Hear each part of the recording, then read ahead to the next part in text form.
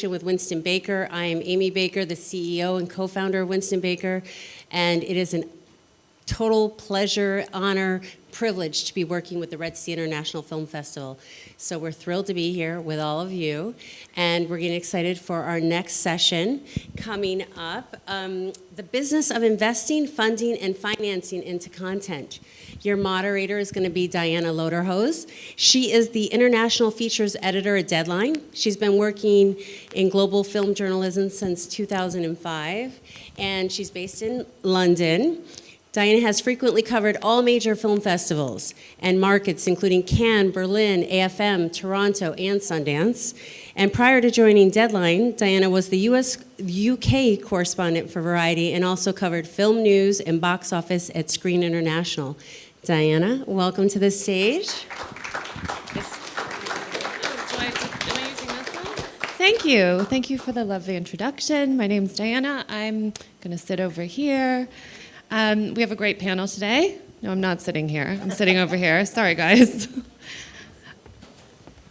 So, you can come next to me. So thank you, everybody, for being here. I've got some great panelists here. We've got a lot to talk about. So before we get started, I'm going to have them introduce themselves and give a brief explanation of what they do, where they work. Should we start with you, Vincent? Okay. That works, yeah. I'm Vincent Maraval. I'm working at Wild Bunch International. We created with 3 partners Wild Bunch in 1999 as an international sales company, and the company developed into several other activities like French distribution, Italian distribution, Spain, Germany. We started a VOD platform called Filmo TV, and 3 years ago we carved out the international division of Wild Bunch to become Wild Bunch International, which is now an independent company working in production, co-production, and international distribution. Great. Sid. Hi, I'm Siddharth Roy Kapur. I'm the founder and managing director of Roy Kapur Films, a film and series production house based out of India. Prior to this, I used to be the managing director of the Walt Disney Company India. I've been in film and television for more than 20 years now, and produced films of all kinds, from large commercial blockbusters to smaller, more sort of independent films as well. One of our films this year happens to be the selection from India for the Academy Awards, last film show, and look forward to a great chat. Hey, good morning, everyone. My name is Zahrani. I'm the managing partner at TwoAtoms Capital. So prior to this, I was working in the corporate venturing field for almost 15 years in corporate venture, working with technology companies. And then I moved to different government posts in Saudi Arabia, similar to the Cultural Fund and General Commission for Audiovisual Media. I look forward for this conversation with everyone, with the panelists, and to your questions as well. Thank you. Good morning, everyone. My name is Steve Kovach. I'm a founding partner at Vine Alternative Investments. We're a private equity firm out of New York. We've been investing in the media and entertainment space for about 15 years. We have investments in France and LA in 2 relatively sized production companies. And then I would say we're arguably the world's largest buyer of film and TV royalties, with over 725 pictures in our film catalog and 2,000 hours of TV programming. Excited to be here, another Winston Baker 360 conference, and excited to be in the country. Great, well, welcome everybody. So before we kick it off, I'd like to just get a sense of who exactly we have in the audience, because it might kind of direct how the conversation goes. How many independent producers do we have here? Okay. And what about investors? Okay. Sales distribution? All right. Okay. So a lot of independent producers here. Okay. So this is let's start at the beginning by being kind of broad about this. So I'd like to start to unpick the various different ways we can invest. You guys can invest. There's obviously slate financing, operating companies, investing in single picture films, companies. What are the risks and opportunities in each of those? Who wants to kick us off? Steve? Sure. So look, in 15 years that we've been investing in the space, we started our business investing in TV royalties because for my investors, which happen to be primarily U.S. and global pension plans, it was appropriate for their risk appetite. They didn't like to take on box office film performance risk. They really liked the idea of buying into a long-term cash flow stream that's associated with owning TV content as TV or film content, especially as films run through their 40 or 50-year lives. We do a really good job assessing what those cash flow streams look like and what the risks are involved with collecting on them. So we started out in the business there. And then over time, as markets moved, as our client base has moved, and as we spent more time in the industry, we started getting more comfortable making mezzanine investments in production companies, and then ultimately making equity investments in some of those companies as well, to where now in our portfolio, with owning a French production company, EuropaCorp, based out of France, a US-based film production company, Village Roadshow, based out of LA. What's really been helpful for us as an owner of both content and production is we now have IP that we own that we're able to bring to our production companies who are re-envisioning that IP and bringing it back to the market in a new and refreshed way. But from a risk perspective, I would say it's a very different investment profile for investing in equity, or I'll let some of the experts that are on this panel talk about investing in individual film or raising money for individual film than it is in investing in the royalty space. And we can touch on a little bit more of that today, but I think the primary issue for investing in production companies or distribution companies from our side is we spend a lot of time assessing execution risk. And what does that mean? I think, on the production company side, it means it's great to have a business plan, but you really need to have strong management teams who have experience doing what they're doing, managing budgets, managing an operation and their overhead, and then managing how to raise capital, because this is a very capital-intensive business. Take what the crowd here that are independent producers, take what you do when you're trying to raise your capital for a single picture at a couple $2 million and multiply that by production companies that are doing 5, 10, 15 of these projects a year, and it's a pretty big balance sheet that you have to manage. So as an investor in the space, we really do spend a lot of time assessing upside and downside risks of what the financial models look like, and then layer on top of that, what is film performance risk, how does that impact the model? And then, of course, you throw on top of that, as we've all seen in the last 2 years or 2.5 years, we've now transitioned from theatrical release to streaming, hopefully coming back to theatrical release again. So the distribution channels, I think, throw us all a bit for a whirlwind, and you have to build those into your models as well. Has anyone on the panel been involved in slate financing? We have as well. You have as well? So we've done, we've invested in some major slate financing back in 2007, actually, with Paramount. It was a 24-picture deal called Melrose 2. We owned a 25% interest in a 40-film slate with Paramount. Again, much different risk profile from investing just in film royalties, which is investing in films after the film has been released in the box office. So we had the fortune, I will say, of in that slate, we invested in that slate right before a small little film called Transformers came out in 2007. So after that film came out, we immediately entered discussions with the studio who wanted to buy us out of the rest of the slate because the performance of that film has gone so well. But again, from the investors that we had working with us at the time, purely understand the risks that are involved when you're investing with a major studio of, hey, you can go in and you can put $100 million into a project, and we've all seen it, and it's been more volatile in the last 4 to 5 years where film can come out and you can have, look, we have films in our portfolio. We invested in Joker through Village Roadshow, and you get that once in a lifetime $1 billion hit. That doesn't happen all the time, and you can't build a business model around that. You really have to be prepared to take those down, to take the downside hits. And where we advise, as sitting on boards of some of these companies now, where we advise our boards is, or we advise our companies today is, you really have to be balanced with that. You can make a film and you can go get it picked up by a streamer and take your cost plus deal, but you're getting your money out of it and you're going to get some return and you live to fight another day. There's definitely some merit in doing that. I think when you are properly capitalized and you can take the risk of owning your own film and then coming to a market like this and going and shopping it around, and maybe you can get 3 or 4 distributors bidding for it, like that's a great opportunity as well, but you need to be capitalized properly in order to take that risk on.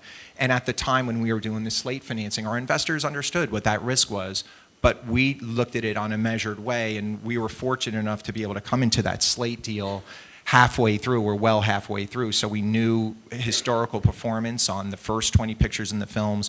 We had a lot of visibility of the next few films that were coming out in it, and we were prepared to take on that risk. Vincent, you have had a big eye for finding art house hits and finding filmmakers, and you've worked in the independent space for quite some time. How do you kind of approach this? What sort of projects do you look for, and what is the market looking like for your business right now in terms of sales, independent sales? So our approach in terms of investing is mainly based on talent. We invest in talent more than on markets. We always start from the talent point of view. When we invest in a production company, we invest in the producer talent. When we invest in a project, it's because we think that the director of 4 or 5 films will be profitable. So the way we approach our investment is really how we identify a talent, and the way we are structured also, the way our company is working. We are not a studio, we don't own television, we don't own theaters. So we know that what comes to us is probably something which is not formatted, which is not, which is independent, exceptional, unique. So our job is to try to identify what is unique, and our job is to find in that project what could work in different countries. And we always need to put our knowledge of the market at the service of the talent, just to say, okay, because there are some talent who are local, who are doing great in their own country, but our way of investing is how we can help a talent to travel and how we can find a market, an international market for specific talent. But our main criteria of investment is really to identify talent. And what's the health of the sector now at the minute? I mean, are you because the business has changed rapidly in the last 5 to 10 years, are you selling to the same buyers? Are the same buyers out there? It didn't change much for we are doing art house, we are also doing sometimes some more mainstream films, especially through, we have an American company called Veterans, where we are doing probably more mainstream films. It didn't really change. Of course, the appearance of the streamer changed a bit, but not that much. Changed a bit. The approach is that, but there are more new clients. So far, I don't know many free TV that collapsed because of the competition, or pay TV that collapsed because of the competition of the streamers. It's more an addition and some other option that we have, and we still have the traditional theatrical way, and we have the streaming way, which is another opportunity. And so that's why I don't think it changed much. What really changed today is the monetization of what we do, and is the quantity. When I say we were investing in talent, before it was more, we had time to identify and try to go on case per case analysis of each project. Today we can feel that there is a need for quantity. So that's why we approach more now investment in production company, where we think those producers are talented and they are going to be a good source of content. Is there a difference in your approach to when you're investing in these bigger titles versus the smaller art house, more niche titles? Because you have such a wide range on your slate. No, it's the same approach. It's really, every time a project is submitted to us, we have a team that is doing an analysis country per country or on a global deal possibility. And we do estimates, we do an evaluation of the market for each project. And it's true that some projects are good for the Asian market, some projects are good for Europe or for North America. And we do the estimates. Then we have a kind of, we have several criteria to try to be secure, like we discount those estimates depending on each film. And then we propose or we invest the money that we feel is secure. It's never secure, but that we feel is secure to make the film possible. Sid, you are a producer in India, and I would love to know a little bit of your thoughts on what the climate is in terms of investment in the market and opportunities for growth in India, because this is a market everyone is turning to and has their eyes on right now. Netflix is banking everything on growth in that region, and it's a really untapped country with a lot of people living in it. What can you tell us about the current climate there? You're right. I think India has always been a country that enjoys its entertainment and entertainment consumption in various ways, from films to television to all the other art forms as well. And it is an interesting time in India right now, because I do believe that everyone's looking at that as being the battlefield of the future in terms of volumes, in terms of the number of audiences that exist there. What I think we've always grappled with in India is that the audiences are not used to paying a lot for entertainment. TV's been very, very cheap. You've had 300 channels available for pretty much a couple of dollars. So it's very difficult to therefore be able to get people to pay for content. The theatrical numbers have also been fairly low in terms of the dollar values of what people have paid for a movie ticket. So the push right now is not to have to get audiences to consume content, because they are, but to get them to value the content and to pay for it. What's happening within the film space right now after COVID, theatrical is coming back, but what one seems to be seeing is that the bigger movies are getting bigger, and there really is no flaw to the ones that don't work anymore. There used to be at least a basic minimum level of business that a film that didn't work would do in the past, based on a star cast or based on a genre. Today, what we're finding is that audiences are just not coming out for those at all. And then they're coming out in hordes for the big ones that work. So it's become a bit of a sort of binary. If it works, it's huge. If it doesn't, it could be really low. Which is why a lot of producers are hedging their bets by having a diverse slate. So what we do, for example, is we'll have maybe 3 or 4 theatrical films a year, and then we'll have a bunch of films that go straight to streaming, and we'll have a few shows that we do as well that are on, that are on streaming platforms. So you're able to de-risk your slate to a certain extent. What you also do is that with your theatrical rights, you try to, have your theatrical rights be something that only needs to recover your P&A if you're in a sweet spot. And you can get all your non-theatrical rights to pretty much cover your cost of production and pre-sell those in advance of the theatrical release. So therefore, just trying to make it as less risky as possible in terms of when you're going theatrical. But the thing is that the rewards in theatrical are also quite significant, because you get to co-own your IP. You're being able to benefit in the long life cycle of the IP of a film that really works. Whereas in the streaming space, you tend to have to give up your IP completely. So it's a bit of a chicken and egg, but I think for producers right now, it's a very interesting time. It's a time of flux, but also a time of great opportunity, because if you have a good diversified slate across theatrical as well as series and films that go straight to streaming, you are going to be able to benefit a lot from the boom that is expected to happen over the next few years. Mm-hmm.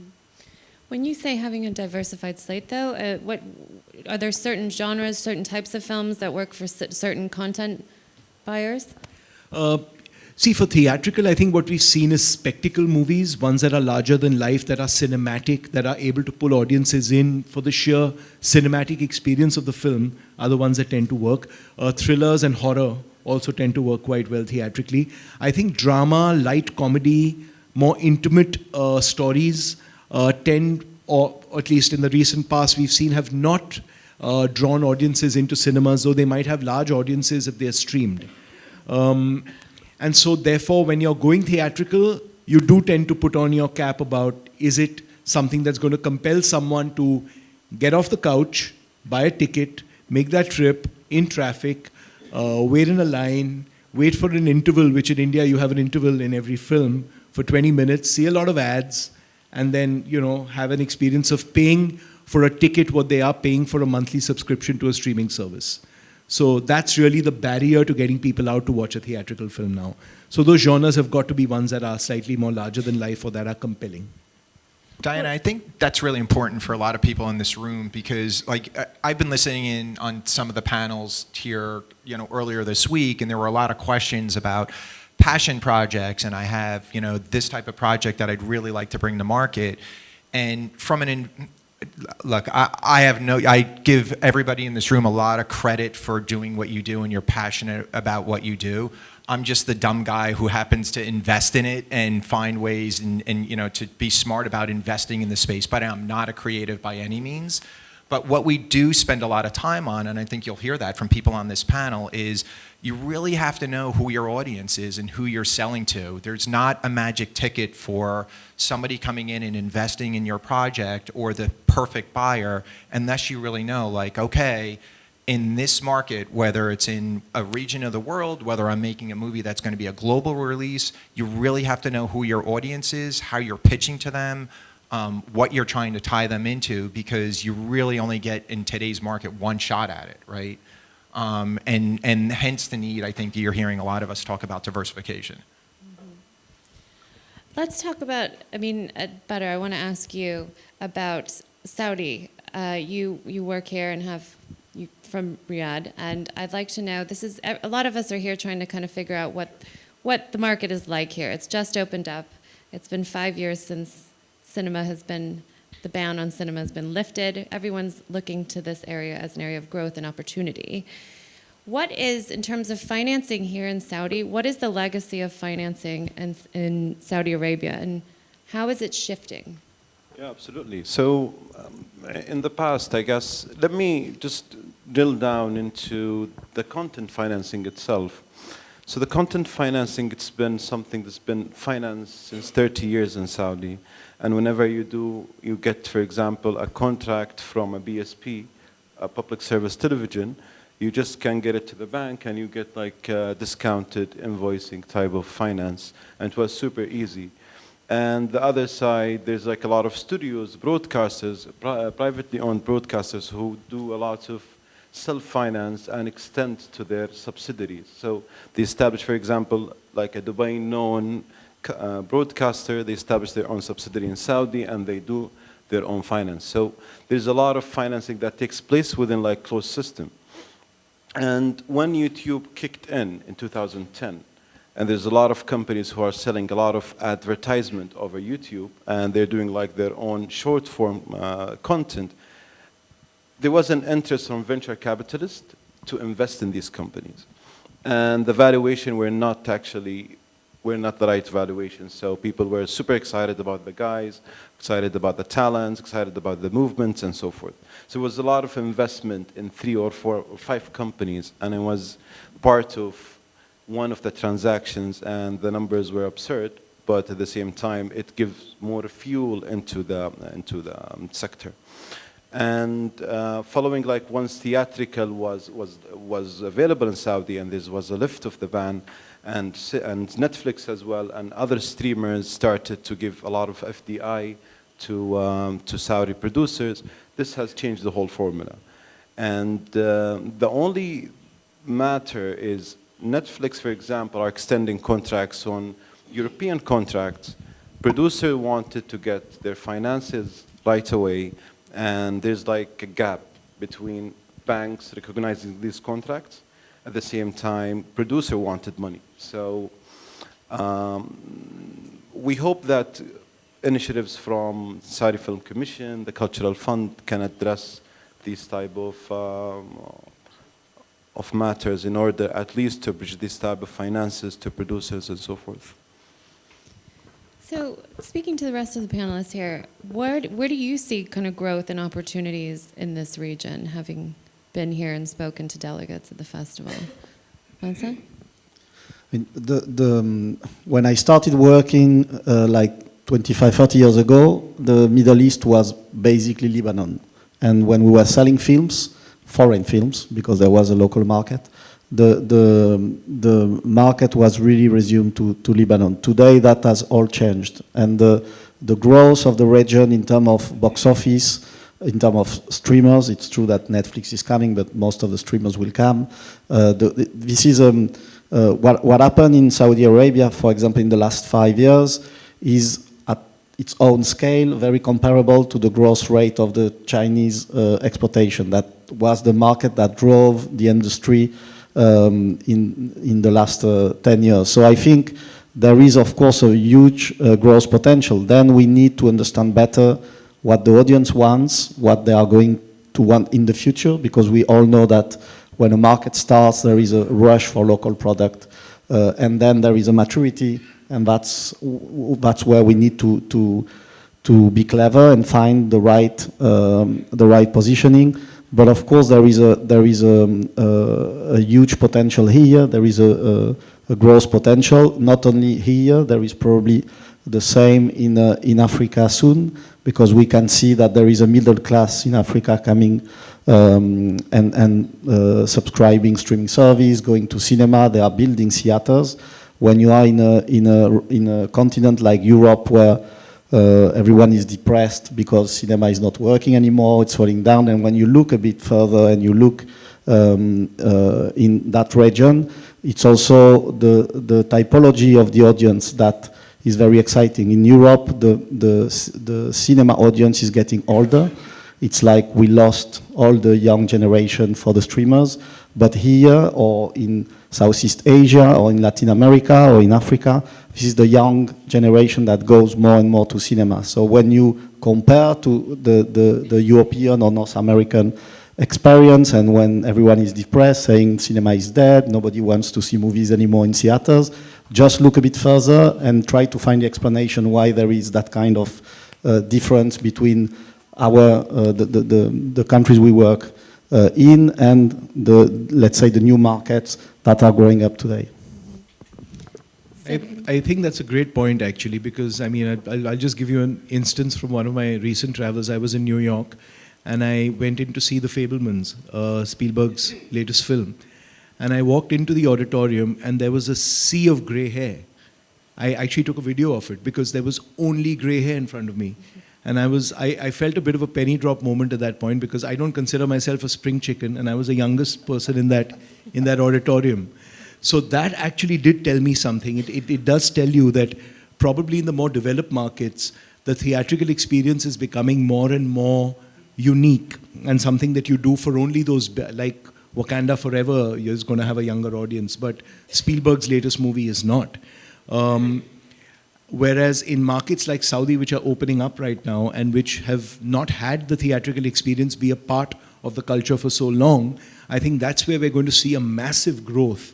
And that's where I think a lot of us need to be focusing our energies and attention to, in ensuring that we're able to create the movies that are going to draw those audiences in.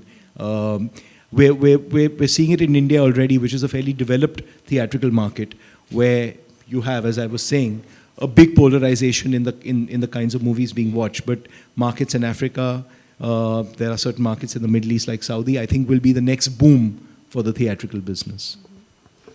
Better, what are you advising people in terms of when they're looking to this market to invest? What are the conversations you're having? There's an egg and chicken here. So there's much data about, for example, the theatrical releases and the theatrical performance of content here in the region. But on the other hand, you wouldn't find much data about how much those deals were licensed to SVOD, to broadcasters, and so forth. So from an investor standpoint, they're going to find a lot of ambiguity, basically, to estimate what's the market size and what's the deal size and what's the comparable to pay for that genre, to pay for that producer, and so forth. So like putting a benchmark or like a data service or a certain baseline that will help clear out a lot of ambiguity in this sector. And to your point, if you go to cinema in Saudi, you wouldn't find much gray hair.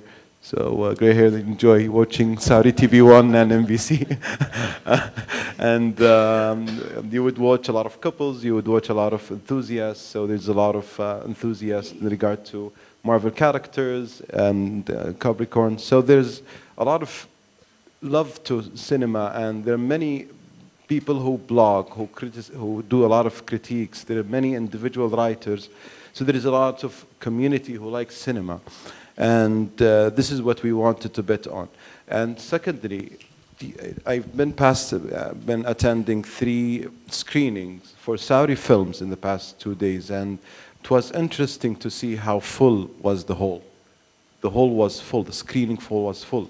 So there is an opportunity, honestly, for Saudi local productions, good ones, of course, that can be part of the theatrical movement. I kind of agree with that. I think storytelling is storytelling. And we all have our different regions of the world, and we know, like you're hearing from France and India, that we have it, well, we really don't have it in the States at this point, but there's a local market and then there's maybe a global market. And you know, from our perspective, again, in investing in the space, what excites us about, you know, all these growth areas is there's growth. Like U.S. is definitely a mature market right now, and we're going the other way. I think, to Sid's point, you know, our theater goers are aging out. Our younger generations are watching stuff on, you know, everybody videotaping me. We're all watching them on these every day, and our home theaters are getting bigger, and we're perfectly comfortable watching, you know, a drama on Thanksgiving Day at home in the basement without having to go out. So it really is going to be something special that draws you out to the theater. That said, there is way more opportunity, I think, as the world gets smaller, as technology brings us all together, to be able to bring cross-border, cross-cultural storytelling to different regions of the world. And that's what excites us about the business. Let's talk about that a little bit in terms of how the business is changing. We have streamers, you know, taking over in many respects, are investing heavily in content, and the landscape is changing, or has changed. And I want to ask a little bit about windowing and how important that is for you guys with what you do in order to maximize returns. Vincent, should we start with you? Yeah, as I said before, for me, the streaming is just a new opportunity, an addition to what we were doing before. What is nice with the streamers is they found a way to reach the audience where, when we were doing international distribution in a traditional way, we couldn't reach them. For example, most of the foreign films in the world are released in big urban cities, but they are not released in very small town. And thanks to the streamer, those films go to every remote place, every remote household. So it's the streamers have invented a way to reach a much broader audience, and that's, of course, an opportunity and a new, an addition to what we were doing before, a new market. Then I think in terms of changes, it's probably changing the typology of film, because suddenly we reach another audience that we didn't have before. So we need to take into account their taste and what they want to see. But all that is always changing. It's we've been when we started working, we did theatrical documentaries, and people were telling us there is no market for theatrical documentaries. And then we did Fahrenheit 9/11, March of the Penguin, and it became big. We did Japanese animation when everyone was telling us nobody wants to see Japanese animation. They prefer Disney, they prefer... and then the Japanese animation today is probably the leader in the world. So I think it's always a balance between the changes of the market and the way you adapt the content to the change. And it's also trends. It's also things are moving, things are changing, the tastes are changing, and they are becoming more and more sophisticated. When I was saying there are new markets today, and there is a strong appetite for local films, and we can observe everywhere in the world the local market share growing up In Asia, there are 3 or 4 countries where the local market share is above 50%. That was not the case before. And there are countries like Poland, Turkey, who have developed a local industry, Mexico, etc. They developed a local industry that is becoming more and more professional and that is trying to answer more the taste of their audience. And it's quite beautiful for me to have the two scale, to have today the possibility of a global audience, and also to look at how it becomes more and more sophisticated locally to reach the audience. So for me, the changes of the market are just opportunities, and they are like, we just need to adapt ourselves. It's just we need to, and as I was saying before, our main focus is on talent. We just need to speak with talent about the way the market is changing or about the new possibilities, because when we say changes, I'm always afraid that and it's very specific. For example, when you speak about windowing, it's very specific to France. France is always afraid about the changes because they have to change their system. The windowing French system, for example, it's no more accurate, but they still try to believe that people are ready to wait 8 months to watch a film. It's not the case. And today, one of the main fight we have, for example, in France, which is to give back the rights to the right holders. Today, we are coming out of an era where the broadcasters, the TV channels, had power, and today those changes gives back the power to the people who own the rights, because they can organize their window the way they want. In France, there is still that law that I think will change very quickly or won't exist anymore. But in the rest of the world, I think the people who own content, they have more power than they used to have. They are no more depending on big broadcaster, and that's why I say I think today the content investment is the key, because the people who will have power in the future years are the people who control content. Better, did you want to add? Yeah, well, we work with many gap financiers, and the most important thing, they want to see like a product market fit from a windowing standpoint. So when a producer overestimates their windowing, the unit of sale, all of these things, we just wanted to reduce it. And my counterparts in the UK, they said like, yeah, we have this problem, we just needed to suppress it and to make it more efficient while we're working with different producers. So we're working on a proprietary platform that you can design your window, you can basically push these assumptions to a data service based on your release markets, based on the profile of the actors, based on many aspects. Take it and try to give you like more of what's the optimal number or like the range of number that you needed to choose. And my ambition, honestly, to take this here to the region, but still there is like a lot of gaps in regard to data to build that model properly and to make it work. So as you said, like, yes, windowing is a very important aspect, and the windowing should be prudent as well when you wanted to apply for gap financing or even like convince a film commission to get some rebate or any other tax credit. So because if you ask too much or you promise that you're going to get too much and you can't fulfill it, eventually you're the one who's going to bear that.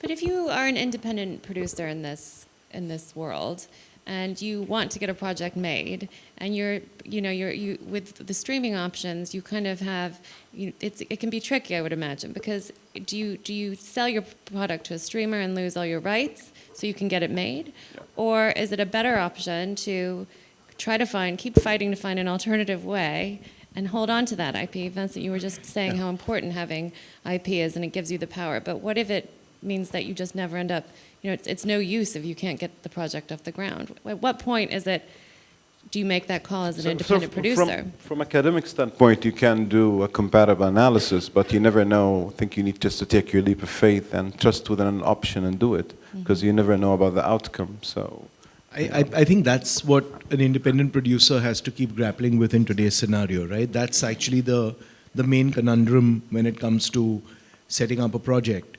especially when it comes to a film. With a series, it's different, because a series is just naturally something that you do with a streamer. When it comes to a film, I think you've got the ability to be able to de-risk yourself theatrically by selling the streaming rights to a platform. In India, we've got music rights, we've got satellite television rights.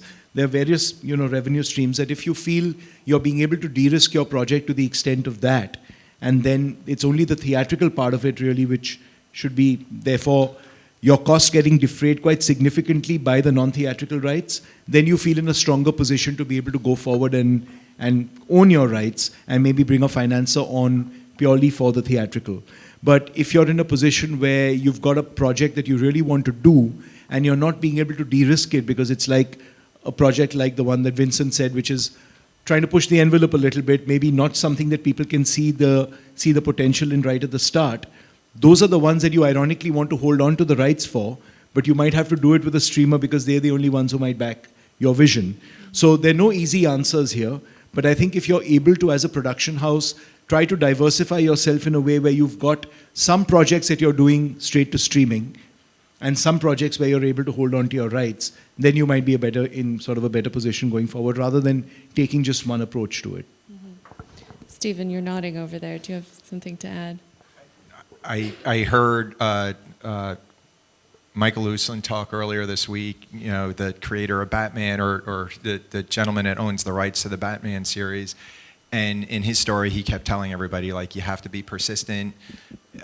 This business is about perseverance, being an independent producer. But I think at some point you do. You got to make a decision with your heart of what do I want? Do I get it sold and get my name out there for my first project knowing I'm giving up my rights, or do I keep fighting another day? And that's an individual decision, I think, for everybody in this audience.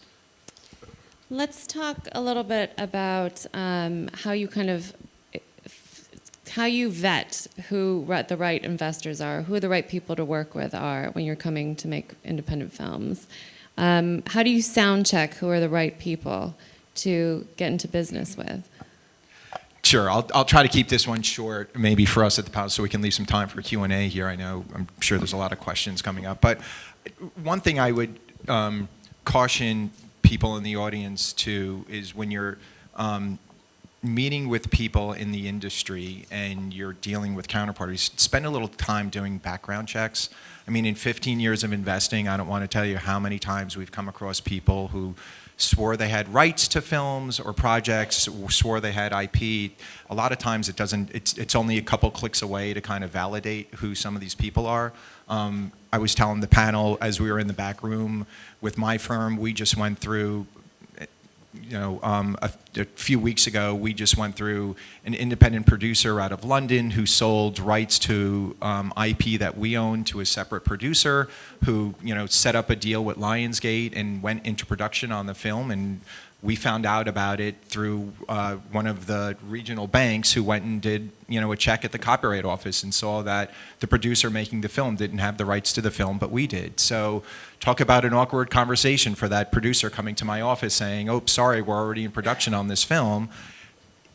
Things like that happen all the time, and there's a lot of fraud I've seen that goes on in this industry. I think it's only a couple clicks away to know who you're dealing with, and when somebody comes to you with that special deal and it's too good to be true. So, do we want to open up to questions now? I feel like we're going to have quite a few questions on this one. Shall we? Okay, let's start with this guy over here.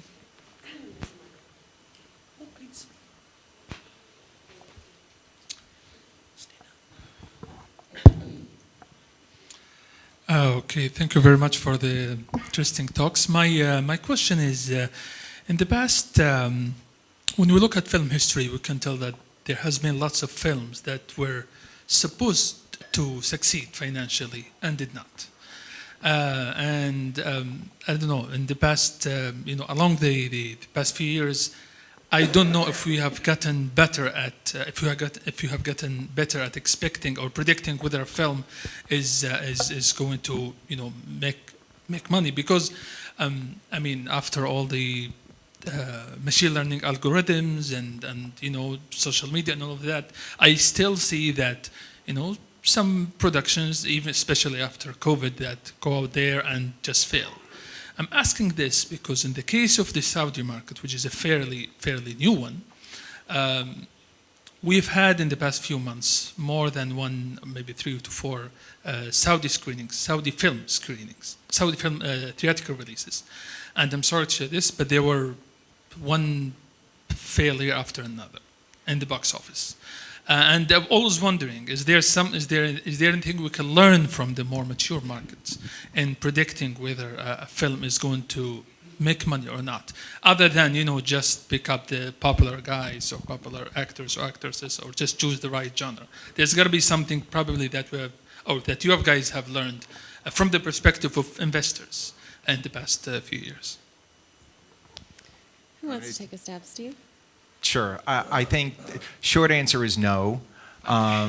There's been plenty of people. There was a company in the U.S. around about, 7, 8 years ago called Relativity Media, who professed to have a black box that if you can put in the right actor and the right date and the right release date and the right P&A budget, that it's told you, it gave you a thumbs up or thumbs down that you should make this film.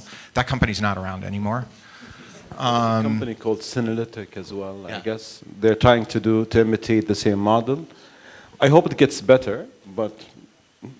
Yeah, I think we're seeing, the big guys, Warner Brothers, Disney, Paramount, Fox, they reach out to firms like ours, and there's others that are out there that do these slate financings because they just don't know. Disney's last animated film, right, didn't, flop at global box office. I think there's something to be said about de-risking. I think there's something to be said about, maybe you do your first picture, or you try to take that same film and sell it at a festival and take your cards off the table and maybe play for some upside, or you sell it to the streamer and maybe you can negotiate some sort of box office bonus if it hits a certain point or certain levels. I haven't seen any secret recipes. I think it's one of those things. Maybe we all probably know. We know what a bad film looks like, right? Yeah. No. I mean, No. Sorry. Go ahead. However, there's these data services are very important for you just to gauge the threshold, whether this film gonna make that number or not. That's it. So you don't use it as a guiding principle, like yes or no, that this film gonna imply making money in the cinema. But you can use Synalytic, you can use Relativity Media as well for the same purpose. For what it's worth, our analysis when we go through our green lights with our production companies, they run scenarios literally from box office at 0 to box office at say 100 million. And then we can probability weight that and say, okay, as a board, do we want to take on the risk? And then now it's a risk discussion anymore. It's not a release discussion. That's what we go through when our production companies make those decisions. I think what you can probably do is the best that you can do in terms of analysis is you look at genre, you look at release period, you look at the director's track record, you look at the actor's track records. You look at things like that, which might give you an indication of the extent to which, where you should budget the film, what a sweet spot is for your budget in order to have a decent chance at being able to get the return that you want. But there isn't really any foolproof way of being able to tell what's finally going to happen. If you're able to de-risk that project with the non-theatrical rights and then keep that theatrical, sort of scenario up to the sort of audiences, that's really the best that you can do to be able to make it a financially viable proposition. Maybe getting a feedback from sales agent will give you about whether it can flow abroad or not, or just gonna stay here in Saudi. So you would have an understanding about what's the exploitation on the long run. Okay, this gentleman here at the front, please.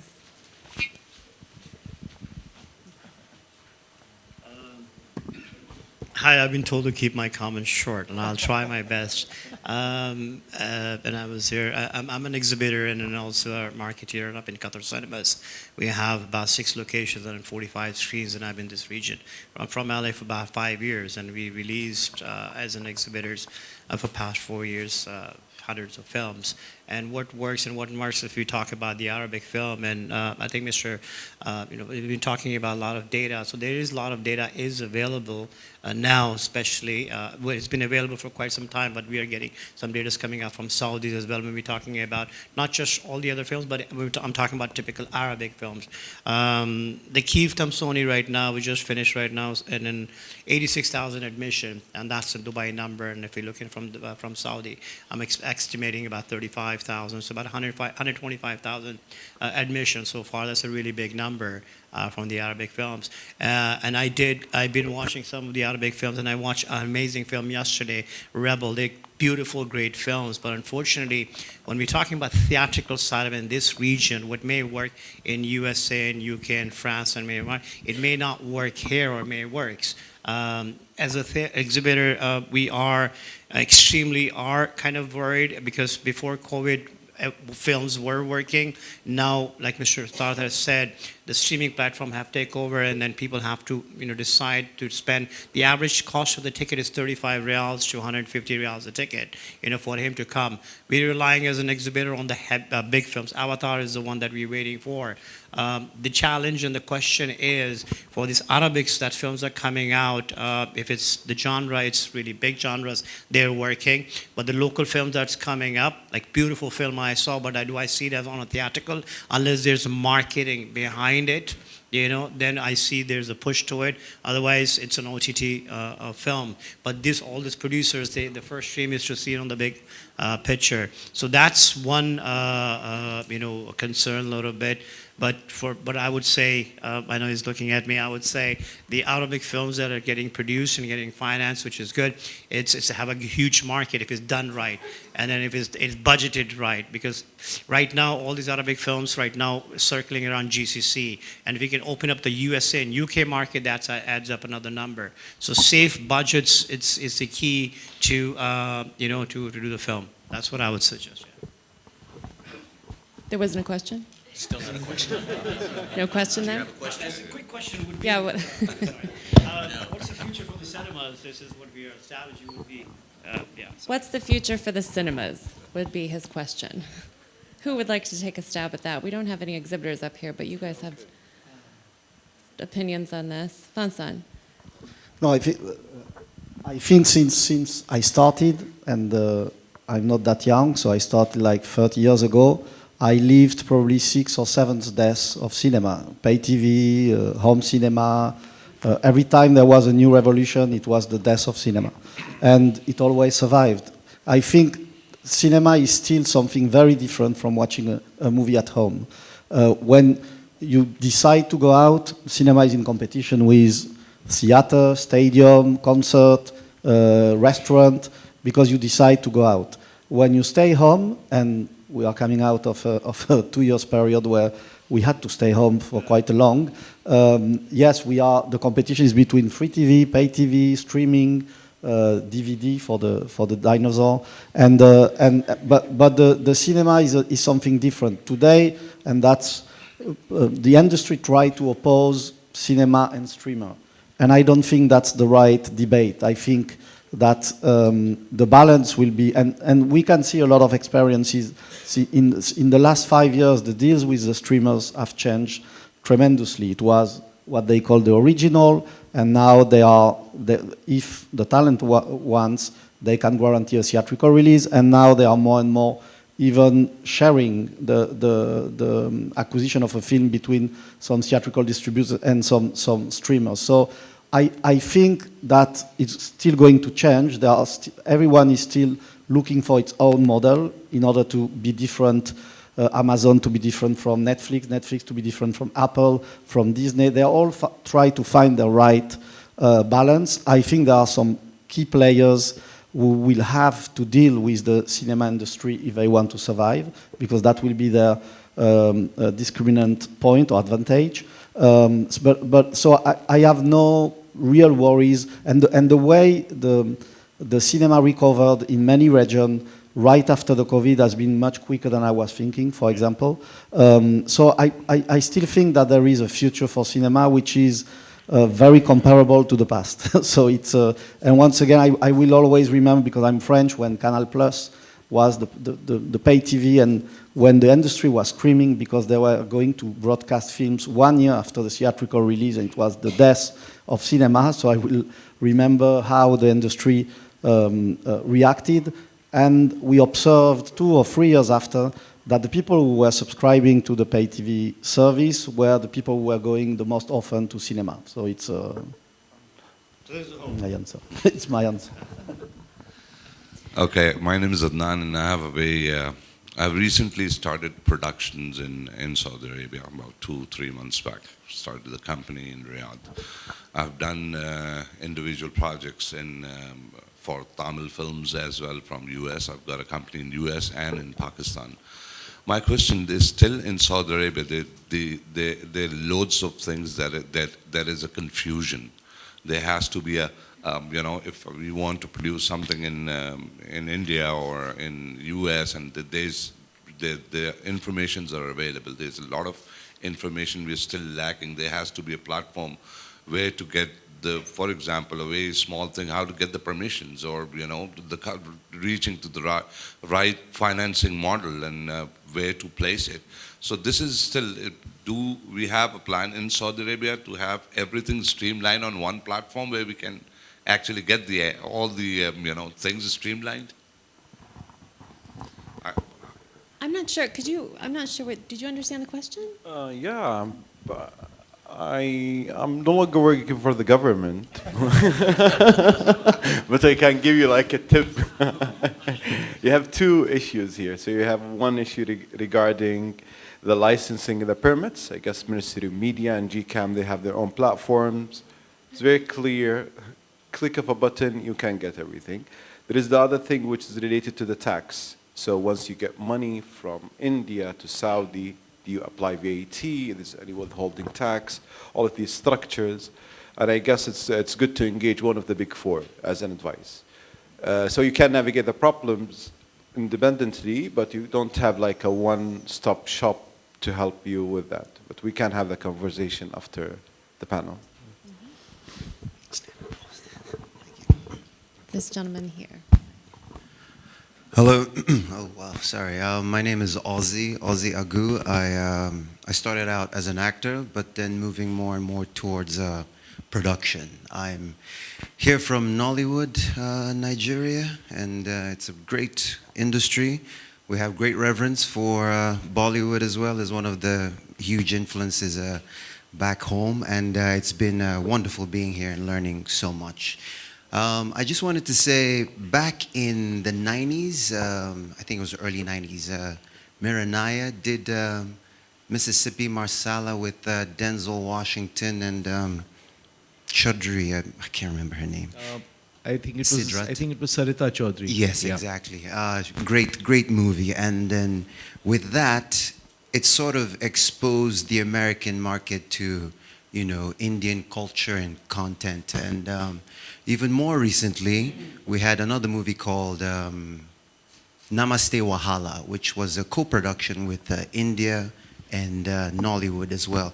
And of course, now because of the collaboration of seeing African players, actors, and Indian players as well, it allows Nollywood to dream and say, wow, we can actually be in the same cultural space with like a Bollywood production and stuff. So I was thinking, I'm here to sort of learn as much, but also to, find out if maybe the Saudi government might be interested in co-productions with Nollywood as well, because like India, it's a great market. We have the numbers. We have, streamers are there now. Amazon, the Wakanda Forever just premiered in Lagos last month. So yes, we're very, very much interested in finding out how some of these partnerships can be made as far as Africa. Please don't overlook Africa. We are your brothers. We want to work together. We want to do great things together. So thank you so much. Does anyone want to take that question? I mean, Badir, you're not really kind of as you said, the government. I can't comment on that. It's Yeah. fine. I think there are 2 imperatives for this. There's like the relation between a producer in Nigeria and a producer in Saudi who can collaborate and make a story out of this. And the other thing can be driven by the government if there is like a co-production treaties between two countries. And I haven't seen yet in the Saudi Film Commission website anything related to the co-production treaties. So this is my take on this. But Ozzy, I would say, great question. And I think, for me, this is my first time in the region too, flying in from New York and New Jersey. So this is why we attend conferences like this, for all of us to sort of get together in a big melting pot and sort of meet people from different areas of the world and see if there's ways to sort of make friends first, and let's go find some business to do together, right? I So think thank you for attending, for Yeah. sure. Yeah. No, and I think what I can definitely say is that from an Indian standpoint, if there are ways in which collaborations can happen, we have a huge South Asian diaspora in Africa as well, and we've been distributing our movies there in the past. But there haven't been that many co-productions that have happened with like sort of the Nigerian film industry. And I think these are two very burgeoning film industries in the world, and it seems about time that we do more co-productions. So would be happy to put you in touch with the Producers Guild in India as well, to be able to, do some knowledge sharing both ways as well. And I can do that with Saudi producers as well. So. Right. Any more questions? No? Okay. Well, thank you everybody for being here. Thank you to all my panelists. Thank you. Enjoy the rest Thank of the you. festival.